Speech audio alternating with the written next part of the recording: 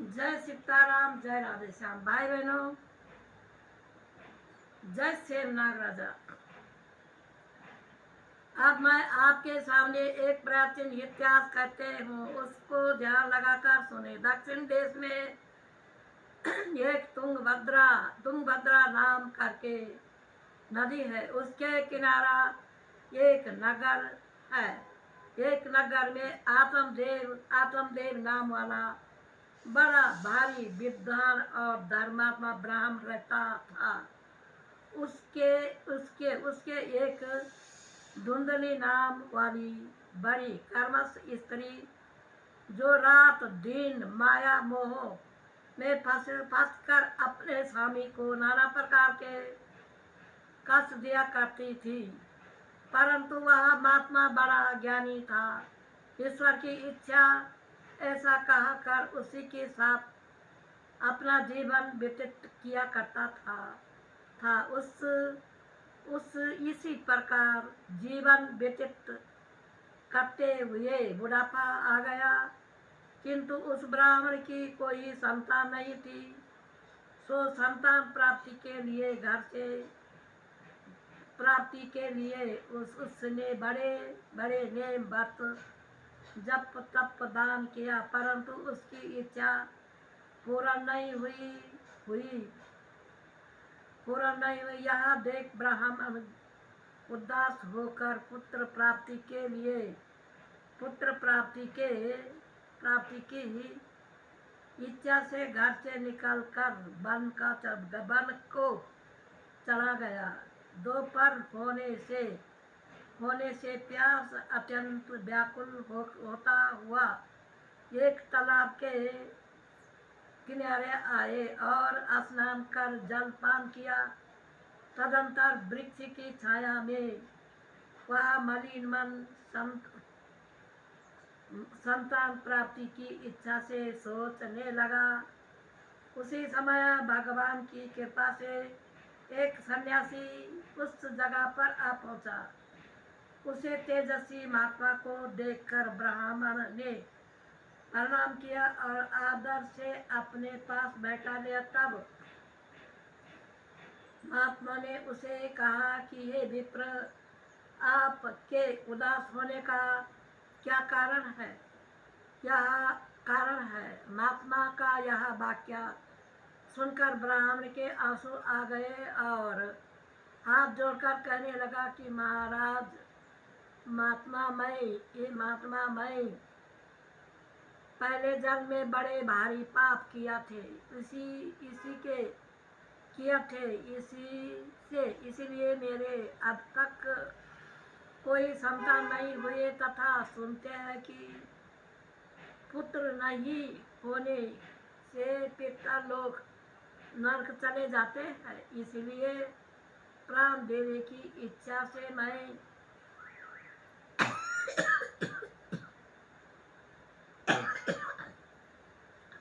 इस वन आया हूँ, क्योंकि जिसके संतान नहीं उसका जन्म व्यर्थ है। और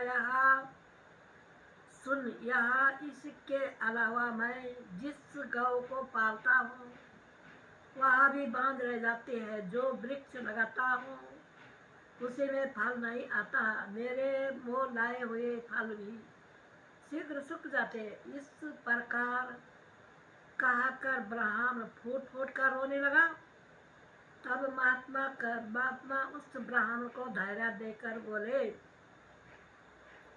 कि हे विप्र मत रो, मैं तेरे पुत्र होने के लिए विचार करता हूँ। तब उस महात्मा ने ब्राह्मण की कर्म रेखा देखी और देखकर कहने लगा कि हे विप्र, तेरे 7 जन्म तक भी संतान का योग नहीं है, इसलिए वीरता क्यों रोकर प्राण देने के लिए तैयार हो करते हैं। यह संसार झूठा है, इसीलिए इसमें सिवाय दुख के सुख की चिंतित भी नहीं होना चाहिए। कलयुग में पुत्र से सुख की आशा करना व्यर्थ है, क्योंकि पुत्र माता पिता की सेवा न कर, बालिक स्त्री शाला आदि के कहने से चलते हैं, चलते हैं। अब अब अब सब अपने अब सब अपने मतलब के साथी होते हैं, परंतु इतना होने पर भी वह बड़े अचंभ की बात है कि मनुष्य स्त्री पुत्र के बंधन में जकड़े हुए हैं। ईश्वर को भूल कर नरक से इस प्रकार चलना चाहते हैं कि जिस प्रकार गर्मी से बचने के लिए धधकती हुई अग्नि के पास जाना है। विप्रतु पुत्र की लालसा छोड़कर भगवान के चरणों में प्रीति लगा, जिससे तेरा भी उद्धार हो जाएगा। इस प्रकार महात्मा के समझाने पर भी उस ब्राह्मण ने कहा कि हे महात्मा, मुझे सिवाय पुत्र के यज्ञ जप आदि कुछ भी अच्छा नहीं लगता है, सो कृपा कर क्योंकि एक पुत्र मुझे दीजिए। मैंने अपने सामने मैं नहीं आपके सामने अपने प्राण को त्याग दूंगा। यह सुन सन्यासी ने कहा कि हे विप्र, पुत्र तेरा सोचना व्यर्थ है, क्योंकि पुत्र का सोचना तेरा व्यर्थ है, क्योंकि सोचना व्यर्थ है,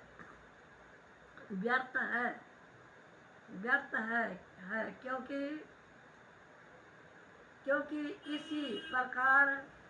इसी प्रकार हजारों राजा पुत्र के चाहना में मर गए। सो जिसके भाग्य में संतान नहीं लिखी होती हजारों उपाय करने पर भी संतान नहीं होती है। इसलिए तू चिंता दूर कर देनी चाहिए। यह सुन ब्राह्मण रोने लगा क्योंकि आप जितने भी ज्ञान की बातें करते हैं, मेरे अधिक चिंता बढ़ते हैं। यह इसलिए कृपा करके कोई ऐसा उपाय कर दे कीजिए जिससे मेरा पुत्र हो। इसी प्रकार उसको हट करते देख सन्यासी ने एक फल देकर कहा कि जाओ, घर जाकर अपनी स्त्री को दी देना। ईश्वर की कृपा से तेरा पुत्र होगा। तदंतर वे महात्मा तो एक और चला गया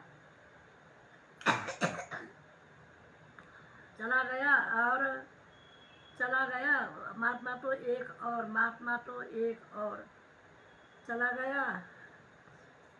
तब वह फल अपनी स्त्री को लाकर दे दिया और कहने लगा कि इसको खाने से तेरा पुत्र होगा। यह कहा ब्राह्मण तो कहीं बाहर चला गया और उसी अवसर पर उसकी सखी उसकी स्त्री के पास एक सखी आ गई, जिसे देखकर कहने लगी कि हे सखी, मेरे सामने पुत्र की इच्छा से एक फल मुझे दिया, किंतु मैं उसे को नहीं खाऊंगी, क्योंकि इसके खाने से मेरे गर्भ रह जाएगा। और सुनती हूँ कि गर्भ रहने पर स्त्रियों का जी घबराता मिचलाता था, उल्टी आदि और भूख बंद हो जाती है, एवं चलने फिरने में बड़ा कष्ट होता है। अधिक कहने से क्या गाने बजाने और आमोद प्रमोद तथा ये सखी, इसलिए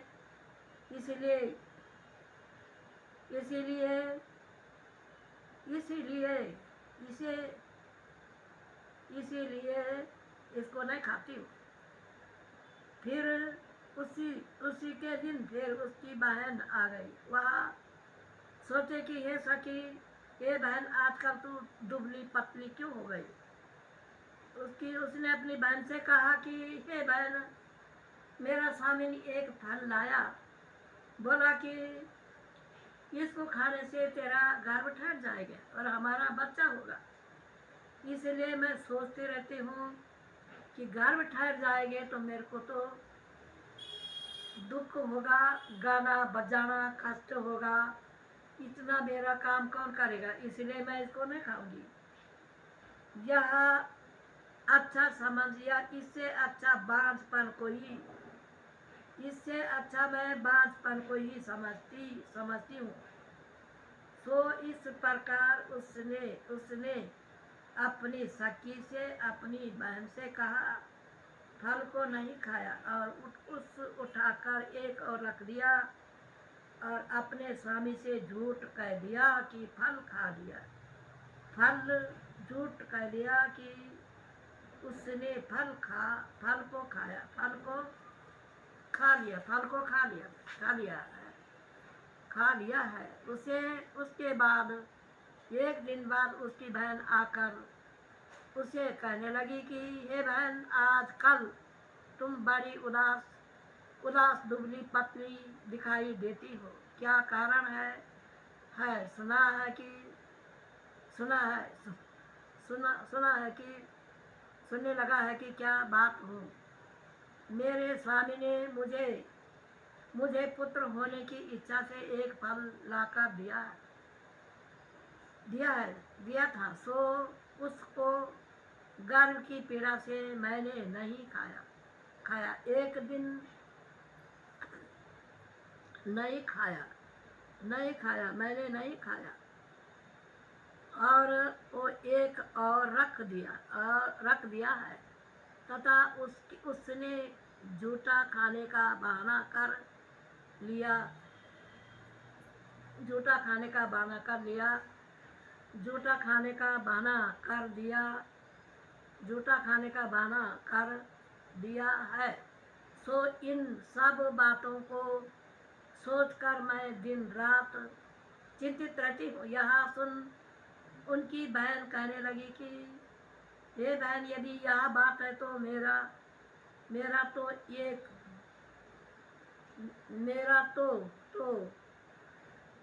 उसकी बहन कहने लगी, यदि यह बात है तो बिल्कुल भी नहीं घबराना चाहिए, क्योंकि मेरे 1 महीने का गर्भ है। जिस समय मेरे पुत्र होगा मैं तेरे पास आकर दूंगा और तेरा पुत्र बताकर उसे दूध पिलाती रहूंगी। जो फल तेरे स्वामी ने तुझे दिया उसे अपनी गौ को खिला दे। इसी प्रकार उसने उसको उस कष्ट के दूर करने के लिए वो फल को अपनी गाय को दिया। वह उस फल के खाने से वह और अपनी बहन को छिपाकर अपने घर पर रख दिए। तदंतर जब उसकी बहन के 10वें महीने में पुत्र उत्पन्न हुआ तो उसने अपने पति से कहलावा भेजा कि मेरा पुत्र उत्पन्न हो गया, परंतु वह ब्राह्मण बड़ा आनंद मनाने लगा और ब्राह्मण तथा याचकों को बहुत सा द्रव्य देने लगा। वह यदि ब्राह्मणी उससे कहा कि मेरे आस्थानों पर ब्राह्मणी ने अपने पति से कहा, मेरे आस्थानों पर दूध नहीं उतरता, यदि आज्ञा हो तो इस बच्चे को दूध पिलाने के लिए मैं अपनी बहन को बुलाऊं, क्योंकि उसके 6 महीने का बालक उतर गया।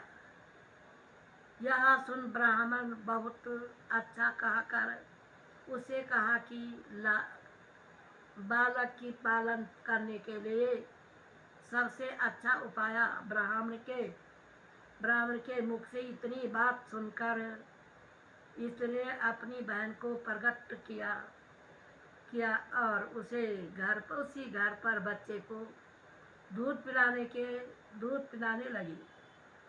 जब जब जब दूध पिलाने लगी और ब्राह्मण ने उस लड़के का नाम धुंधकारी रखा। जब धुंधकारी 2 महीने का हो गया तो उस फल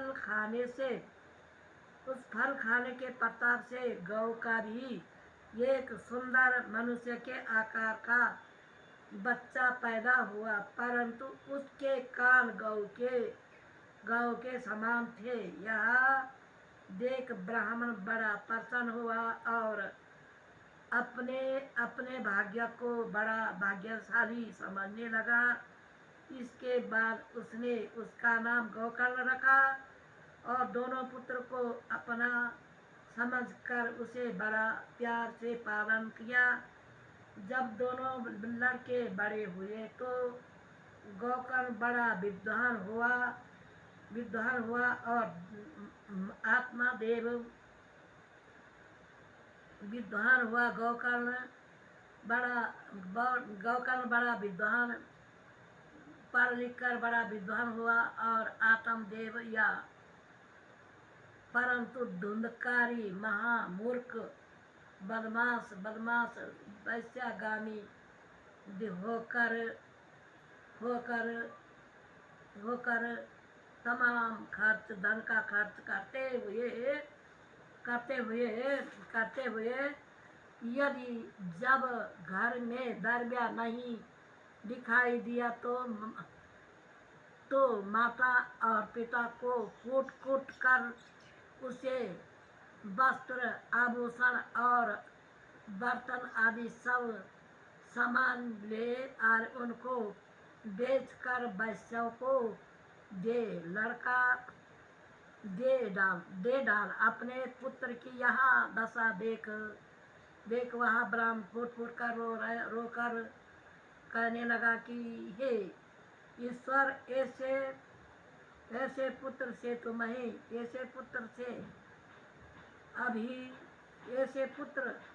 से ऐसे अधर्मी पुत्र से तो मैं बिना पुत्र ही अच्छा था। इसलिए आत्मादेव ने कहा कि ईश्वर ऐसा पुत्र दे,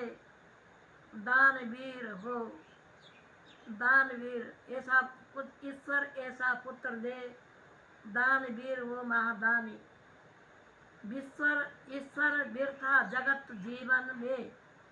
ईश्वर वीरता है जगत में जीवन जिसके पूत है और कपूत। कहते हैं कि उसका जीवन व्यर्थ है जिसका पुत्र है पर कुपूत है। तो कुपूत होने से तो ना होना अच्छा होता है। जय श्री राम है। जय श्री राम।